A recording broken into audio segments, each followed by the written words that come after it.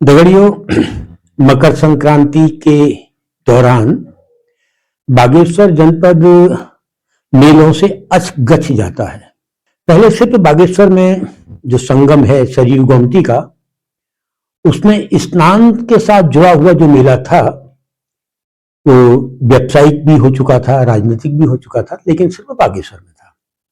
इस बीच में जैसे जैसे एक विशेष किस्म की राजनीति पैर पसार रही है तो जो धार्मिक और सांस्कृतिक शब्दों के साथ जुड़े हुए जो भी मेले हैं और जैसे भी मेले हैं वे भी राजनीति के साथ साथ विस्तार कर रहे हैं।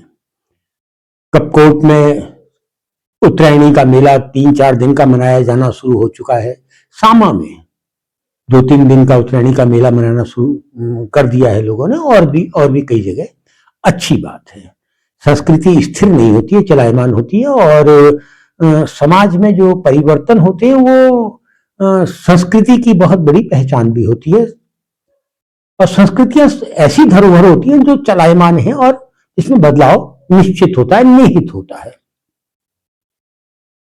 इधर बागेश्वर में जो उत्तरायणी का मेला है, उस मेले की एक विशेषता यह भी है कि मकर संक्रांति के दिन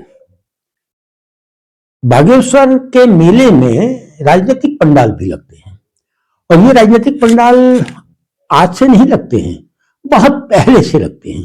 यूं कहा जा सकता है कि स्वतंत्रता संग्राम के दौर में जो आंदोलन की गतिविधियां थी वो बगड़ में दिखाई देती थी।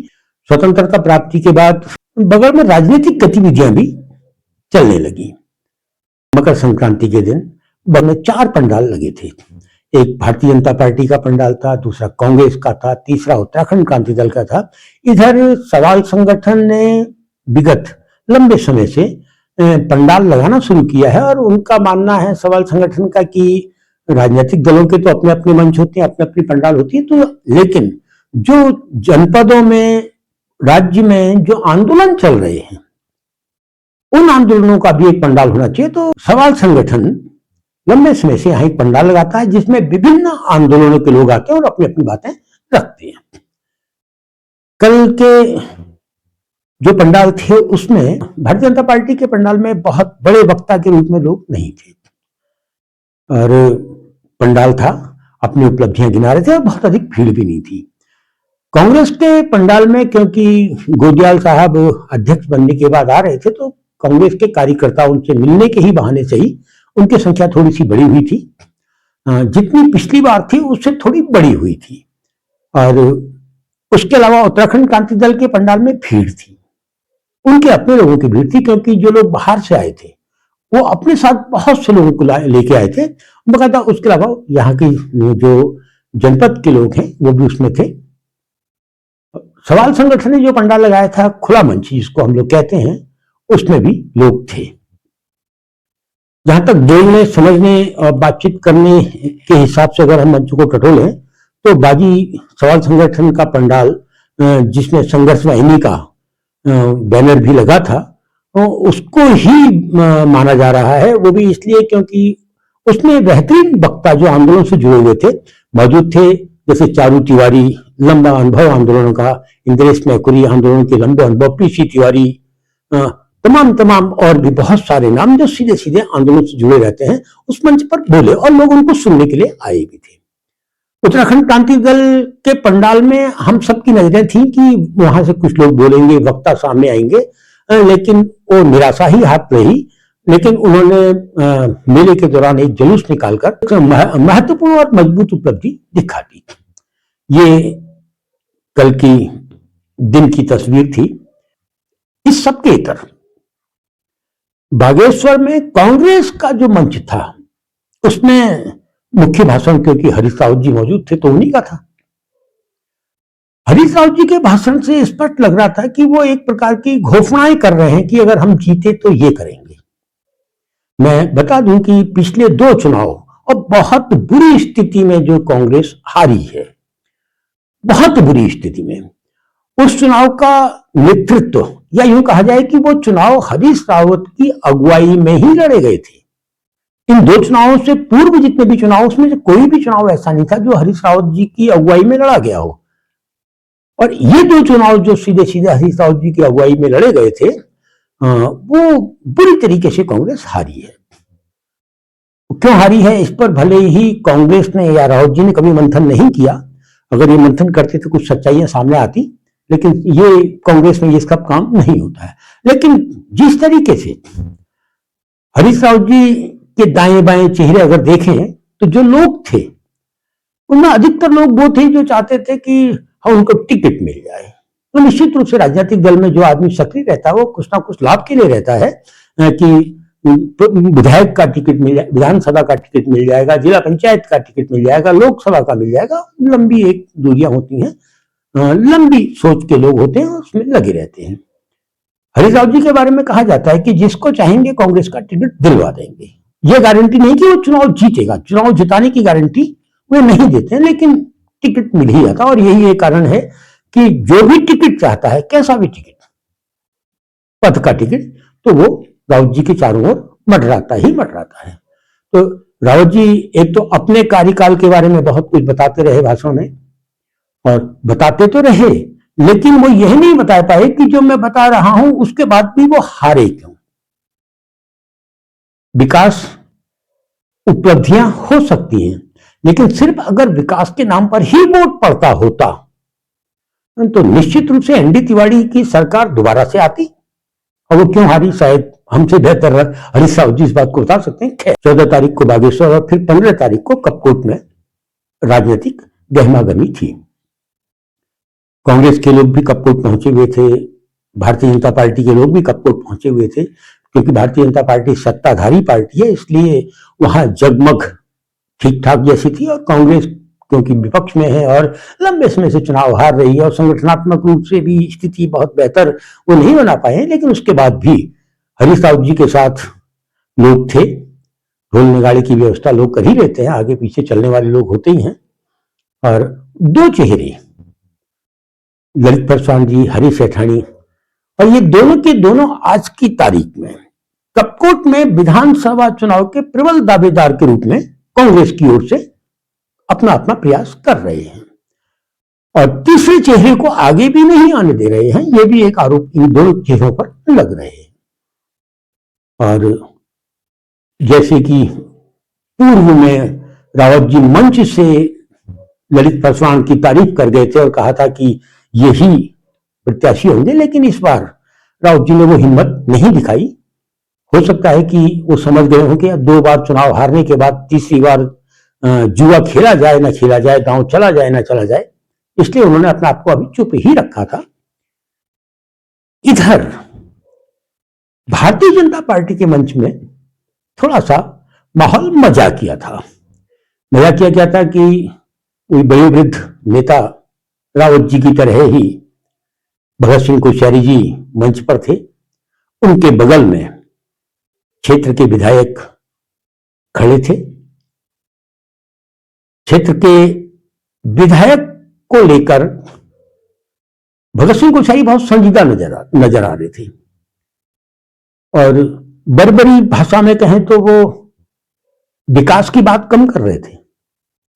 वो बात कर रहे थे आने वाले समय में प्रत्याशी किसको बनाया जा सकता है। उन्होंने विकास को लेकर कहा कि जो विकास मैंने किया उसका 10 गुना ज्यादा वर्तमान विधायक कर रहे हैं। वर्तमान विधायक सुरेश गड़िया जी, इससे पूर्व भी तो भारतीय जनता पार्टी के ही विधायक बलवंत सिंह भौजाल के रूप में थे, लेकिन उनके बारे में एक भी शब्द कोश्यारी जी नहीं बोले।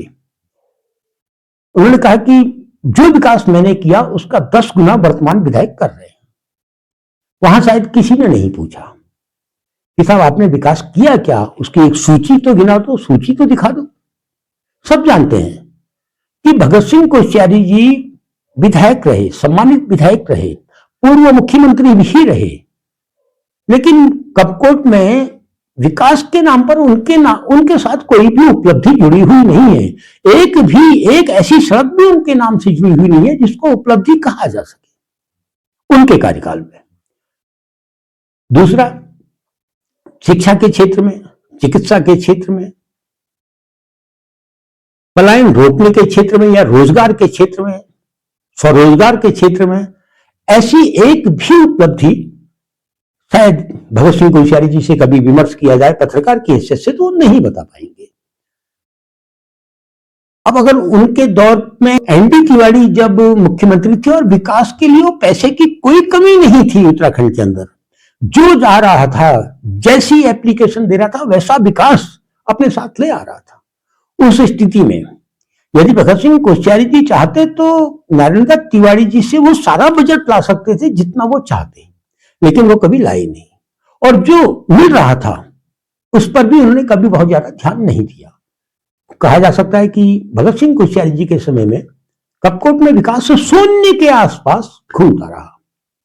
अब कोश्यारी जी कहते हैं कि वर्तमान विधायक मेरे से 10 गुना ज्यादा विकास कर चुके हैं, का मतलब 10 गुना शून्य या 0 गुना 10 बराबर शून्य। और आज की तारीख में भी शिक्षा के क्षेत्र में, चिकित्सा के क्षेत्र में, या यूं कहा जाए कि वो ठेकेदारी से जुड़े हुए निर्माण के कार्यों को छोड़ दें, तो विधायक जी अपनी उपलब्धि अगर उनसे पूछा जाएगा तो गिराते समय दाएं बाएं ही देखेंगे, सपाट तरीके से, धारा प्रवाह तरीके से नहीं बता सकते कि शिक्षा के क्षेत्र में मेरा विकास ये है, चिकित्सा के क्षेत्र में मेरा विकास ये है, प्राइमरी इतने स्कूल मैंने बढ़ा दिए हैं, इंटर कॉलेजों में इतना मैंने विकास कर दिया है, इतने हॉस्पिटलों में मैंने विकास कर दिया, पशु चिकित्सालयों का मैंने इतना बड़ा विकास कर दिया, वो नहीं बता पाते। हाँ, बजटीय विकास, क्योंकि बजट आएगा तो 31 मार्च तक खत्म होना ही होना है, उसके बारे में एक लंबी सूची निकाल सकते हैं। और ऐसी सूची इसलिए भी नहीं निकाली जाती क्योंकि उसमें भ्रष्टाचार दिखता भी है। वैसे तो भगत सिंह कोश्यारी जी के भाषण में दुग, नाकुरी, कमस्यार का नाम नहीं के बराबर होता है। नाकुरी, कमस्यार, पंद्रपाली वाला क्षेत्र भी हमारा थोड़ा सा कपकोट विधानसभा में है, उसका कहीं जिक्र एक शब्द किसी रूप में नहीं था। टी.एस. पपोला बहुत बड़े अर्थशास्त्री, कभी नाम नहीं लिया, और भी बड़े बड़े अधिकारी पद आदि आदि नाकुरी, दुग, कमस्यार के हैं, उनका भी कभी जिक्र नहीं किया।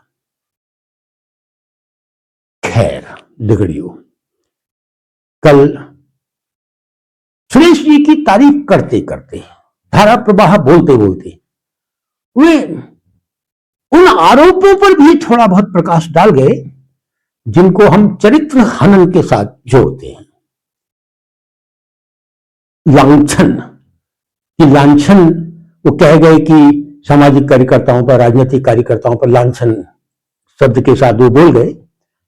वो क्यों बोला? और जो मुद्दा एकदम नेपथ्य में जा चुका था, सच था या गलत था, जो भी था, कोश्यारी जी बातों बातों में उसको फिर से जिंदा कर गए।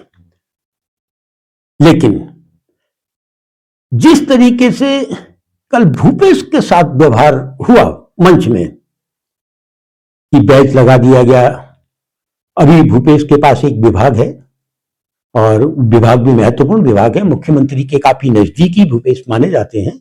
मंच में उनको जिस तरीके से महत्वपूर्ण कुर्सी नहीं दी गई, जो कि प्रोटोकॉल के हिसाब से भी बनती थी, यदि वो कार्यक्रम प्रोटोकॉल में था तो एक किनारे पर बाद में बैठे, बैज भी तो लगाया गया, बाद में खुनखुनाहट, फुनफुनाहट वहां भी दिखाई दी। और इसी बीच जब धारा प्रवाह तरीके से भगत सिंह कोश्यारी कह रहे थे कि मेरे से 10 गुना विकास अधिक वर्तमान विधायक सुरेश ने किया है, तो उसी बीच में वो कह भी गई, यदि भूपेश कहेगा हाँ किया है तब मैं मानूंगा। और फिर जबरदस्ती एक तरीके का हॉरर स्टाइल जो होता है कि भूपेश उठिए, आप बताइए, कहिए, हाँ कहिए ना, हाँ हाँ बोलिए, हाँ कहिए। एक ऐसी स्थिति में कोई भी खड़ा होता तो वो ये कहता हाँ हाँ, और जिस तरीके से भूपेश ने हाँ हाँ शब्द कहा, वो बहुत बड़ी उपहास जैसा कर गया। शायद इस बात की उम्मीद भगत सिंह कोश्यारी को भी नहीं थी। लेकिन इसी सभी कहने और कहलवाने में श्री कोश्यारी लेकिन वो यह तो कर ही गए कि सुरेश जी अकेले दावेदारी में नहीं, बल्कि भूपेश उपाध्याय भी दावेदारी में है। खैर गड़ियों, ये राजनीति है, अगले साल चुनाव है, जो भी चुनाव लड़ना चाहेगा वो गॉडफादर तो ढूंढेगा ही ढूंढेगा। अगर कुछ लोग अपने आप को गॉड फादर मान के चल रहे हैं, चलेगा।